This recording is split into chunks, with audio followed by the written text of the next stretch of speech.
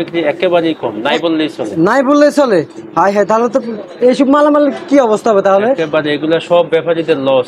বন্ধুরা, বাড়ছে রসুনের বাজার, ধাপে ধাপে বাড়ছে রসুনের বাজার, কিন্তু পেঁয়াজের বাজার 10 নেমে এসেছে। সামনের দিকে কিরকম দাম চলবে এইসব বিষয়ে কথা বলে আজকের বাজার দর জানিয়ে দিয়েছি। আর এদিকে জানা গেল যে আলুর বাজার অনেকটাই কমে গেছে বাংলাদেশে এলজি আসার কারণে নাকি। একেবারে কাস্টমার নাই, দোকানদাররা পুরা দোকান খালি নিয়ে বসে থাকে, মাল সামানা নিয়ে, কিন্তু বেচা কিনা হচ্ছে না।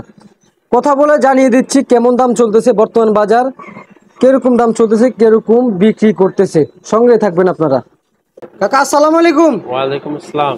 কেমন আছেন? জি আলহামদুলিল্লাহ ভালো। সব মিলিয়ে আপনার ব্যবসা বাণিজ্য কেমন চলতেছে? এখন ঈদের পরের থেকে ব্যবসা বাণিজ্য ভালো যাইতেছে না। ভালো যাইতেছে না কেন কাকা? বেচা বিক্রি একেবারেই কম, নাই বললেই চলে। নাই বললেই চলে। হাই হাই, তাহলে তো এইসব মালামাল কি অবস্থা হবে তাহলে? একেবারে এগুলা সব ব্যাপারীদের লস।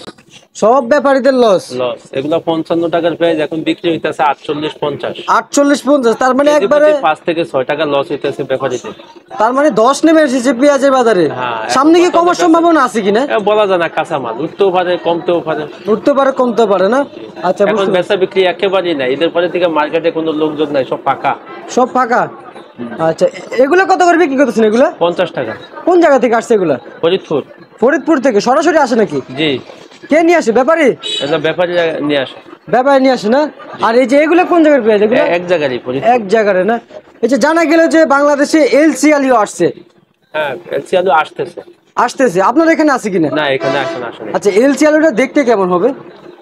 অবিকল আমাদের এগুলার ক্যাটাগরি, তবে আমাদের এগুলা যেরকম বড় সাইজ ওগুলো এরকম বড় হয় না। বড় হয় না ওগুলা একটু জানা গেল যে এগুলো যে ভালো না, নষ্ট হয়, এরকম হয়। ভালো আছে, মন্দ আছে, মন্দটাই বেশি আসে। মন্দটাই বেশি আছে। কোন দেশ থেকে রপ্তানি করে পাঠাতেছে, এগুলো কি ভালো হবে? জি। আচ্ছা, এগুলো কত করে বিক্রি করতেছেন? আমাদের বেচা কিনা হইতাছে আপনার 42 টাকা। এগুলো কোন জায়গার আছে? এগুলো হইছে কি আপনার রংপুর। রংপুর, তার মানে আমাদের দেশি। দেশে। আচ্ছা, কোন জেলা থেকে আসে এখানে? কোন কোন জেলা থেকে আসে একবার বলেন না। এগুলা আসে আপনার রংপুর থেকে আসে, তারপরে ঠাকুরগাঁও থেকে আসে, তারপরে জয়পুর হাটের থেকে আসে। আচ্ছা, ওই উত্তরবঙ্গ থেকেই আসে। এই যে বিভিন্ন জেলা থেকে আসে। বিভিন্ন জেলা। রসুনের বাজার কি কমছে না বাড়ছে? এখন রসুনের দেশি বাজার চলতে আছে 145 থেকে 150 টাকা। 145 থেকে 150 টাকা বর্তমান বাজার দর রসুনের বাজার চলছে। সামনে কি বাড়ার সম্ভাবনা আছে কিনা? বলা যায় না, এগুলো বলা যায়। এগুলো বলা যায় না। আচ্ছা, রসুনের বাজার কম কত একবার বলেন না। এখন রসুনের দেশি রসুনটা চলতেছে 145 টাকা, কমের ভিতরে। কমের ভিতরে। আর বাসির উপরে হইছে 150 টাকা।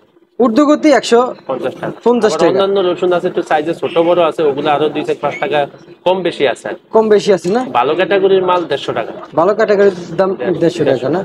আচ্ছা, এই যে সামনে যে আরো দিনগুলো আসতেছে, এগুলা কি কিরকম দাম যাবে এরকম সম্পর্কে জানতে পারেন আপনি? এরকমই যাবে, বাজার বেশি কমবে না, এরকমই যাবে। আমরা যারা ব্যাপারীরা নিয়ে আসে এগুলোর থেকে আমরা শুনি আর কি। হাটের বাজার কমিশন কত করে রাখেন পেঁয়াজে? পেঁয়াজের কমিশন হচ্ছে 1 টাকা। 1 টাকা, তার মানে ঢাকার মধ্যে আছে সেম টু সেম। আর আলুতে আলুতে হয়েছে কি আপনার 75 পয়সা। 75 পয়সা, বেশি রাখে নাই। আর এই যে রসুনে কত টাকা কমিশন রাখতেছেন? 1.5 টাকা। 1.5 টাকা। ঢাকা 2 টাকা, তার মানে আপনি 50 পয়সা কম রাখতেছেন এখানে। আচ্ছা, আমরা এখন কোন জায়গায় অবস্থান করছি? আমরা এখন চাঁদপুর পুরান বাজার। চাঁদপুর পুরান বাজার। আচ্ছা, ঠিক আছে কাকা, আপনাকে ধন্যবাদ।